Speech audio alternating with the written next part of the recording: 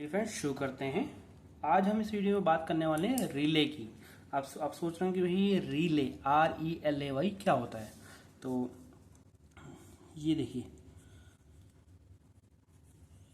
Relay relay basically एक electromagnetic switch होता है जिसमें कि एक रहती है कॉइल।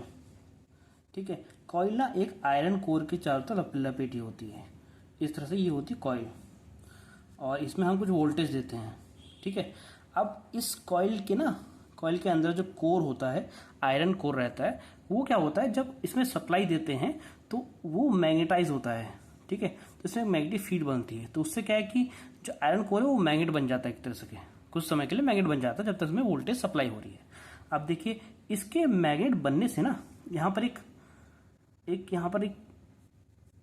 मैग्नेट के लिए एक आयरन लगा रहता है। ठीक है, आयरन जैसे ही मैग्नेट होता है ना, तो आयरन क्या करता है, अपने एंड पे एक पॉइंट रहता है, एक इनिशियल और ये नॉर्मल। ठीक है, तो इनिशियली क्या होता है, ये पॉइंट जो है यहाँ से इस पे हम इस मैग्नेट के एंड पे एक पॉइंट से हम देते हैं, कोई वोल्टेज देते हैं। फॉर एग्जांपल हम 220 वोल्ट को के अल्टरनेट करंट को ऑपरेट करना चाहते हैं, तो हमने AC जो करंट है ना, वो कहीं उसका न्यूट्रल जो है कहीं दे रखा है, और पॉजिटिव वाला पॉइंट हमने यहाँ पर जोड़ दिया उसका। ठीक है, अल्टरनेट करंट का फेज वाला जो पॉइंट है यहाँ पर जोड़ दिया है। अब इनिशियली क्या रहता है, ये जो है ना, ये कॉइल है, कॉइल के आगे ये वो पॉइंट है जिसे हमें स्विचिंग कराना है।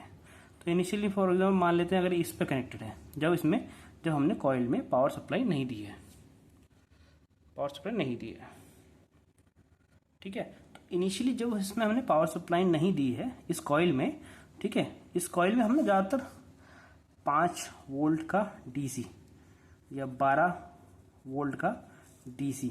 ठीक है, तो ये जो वोल्टेज होती है ना, ये 24 वोल्ट भी होती है, 24 वोल्ट का DC करंट, यानी डायरेक्ट करंट देते हैं इस कॉइल वाले सिस्टम में, और इससे हम ऑपरेट कराते हैं ज़्यादातर AC वोल्टेज को ऑपरेट कराते हैं।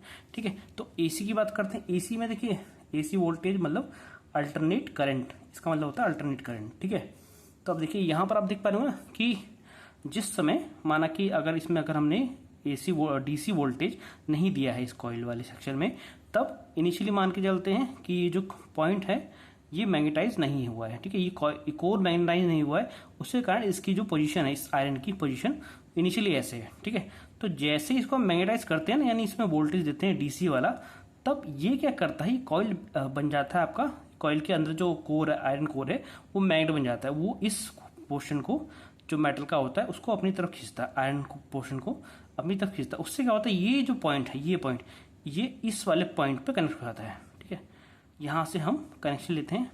फॉर एग्जांपल यहाँ पर हमने ना मान लेते हैं एक AC बल्ब जोड़ा हुआ है। ठीक है, AC बल्ब जोड़ा और न्यूट्रल हमने इसको दे दिया कहीं से, और जो फेज वो हम इसको दे रहे हैं इस वाले पॉइंट से। ठीक है, तो अब क्या है, इनिशियली तो जब जिस समय इसमें पावर सप्लाई नहीं दिए उससे इसमें जुड़ा हुआ है, और जैसे ही हम इसको पावर देंगे, ये मैग्नेट क्या करेगा, अपनी पोजीशन शिफ्ट करके इस वायर को यहाँ कनेक्ट कर देगा। तो यहाँ कनेक्ट करने से क्या है, आपका सर्किट ये देखिए पूरा हो गया, आपका जो बल्ब था वो ऑन हो जाएगा। ठीक है, तो ये तो हुआ इसका यूज। और बेसिकली रिले होता क्या है, ये मैंने आपको इस वाले पोर्शन में बताया है।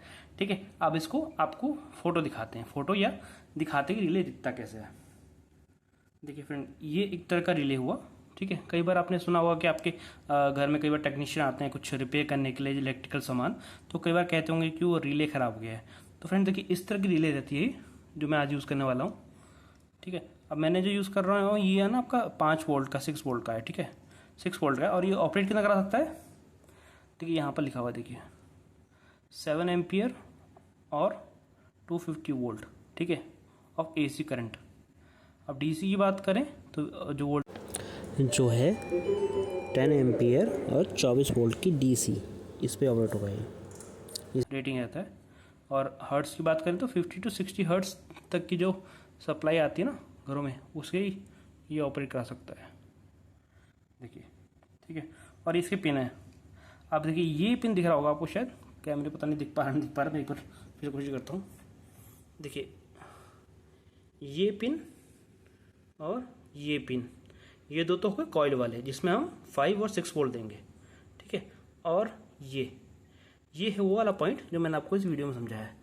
देखिए ये वाला पॉइंट है ना, ये वाला पॉइंट, ये है वो, ये पॉइंट है वो, ठीक है, ये जिसमें हम कोई भी वायर कनेक्ट करते हैं। अब इनिशियली ये कनेक्ट है इस वाले में, ठीक है। जैसे ही मैं इन कॉइल में वोल्टेज दूंगा ये पॉइंट इससे कनेक्ट हो जाएगा, ठीक है, ठीक है। जैसे कि मैंने आपको रिले दिखाई, ठीक है, तो इस प्रोजेक्ट में ना मैं आपको इसके दो तरह से यूज़ कर दिखाऊंगा, ठीक है फ्रेंड्स। तो आगे बढ़ते हैं। तो इसमें हमारे साथ देने वाले हैं, जो पहला वाला पार्ट है ना इसका, उसमें हमें साथ देने वाले हैं एक रिले लेंगे हम, एक ट्रांजिस्टर लेंगे। ट्रांजिस्टर का नंबर रहेगा BC547, BC547, शायद इसमें देख पा रहे हो थोड़ा बहुत, ये देखिए BC ना हल्का हल्का सा इसमें लिखा है BC547, इसका नंबर रहता है, ठीक है, BC547। और कुछ रेजिस्टेंस 330 ओम के, और डायोड, LEDs, ये ब्रेडबोर्ड, कुछ PCB, soldering wire, connecting wire, और ये आपका पेस्ट, और आपका हथियार सोल्डरिंग आयरन, ठीक है। तो ये चीज़ें हमारी साथ देने वाली हैं आज। तो पहले ना हम आपको ब्रेडबोर्ड के बारे में समझाते हैं। ब्रेडबोर्ड बेसिकली क्या होता है कि अगर आपको ना PCB पे काम ना करना हो, सीधे डायरेक्ट मतलब ऐसे कनेक्शन करने हैं जो आपको बार बार रिमूव करने हैं, तो उसके लिए हम ब्रेडबोर्ड का यूज़ करते हैं, ब्रेडबोर्ड का, ठीक है।